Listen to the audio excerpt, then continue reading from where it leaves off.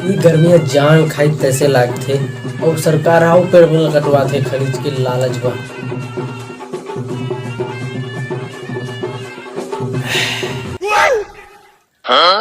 काय पीथस का? ये तो स्प्राइट हरे बेटा, स्प्राइट। ये कक्का तई काय करत हस? वो स्प्राइट नहीं, वो जहर है, जहर। उमा पूरा केमिकल मिले रहथे का, पटल मर जाबे।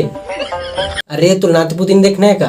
तो 80-90 साल नहीं जीना है का? बात तो सही है। स्प्राइट नहीं, केमिकल है, केमिकल। पूरा पाउडर में गला देते हो, आदमी तुरंत तुरंत मर जाते हैं। सच में रे, सच में केमिकल मिले रहते ता? अरे तो ना बाबू बोला थे उदाहरण जा, भैया बोला थे तो अब भी जाते।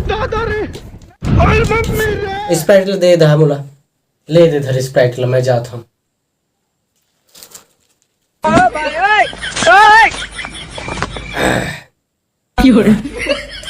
ठीक लागे सत्य गर्मी में दद्दा, मैं तो मर जा रहे थे, हम तैसे लाग थे।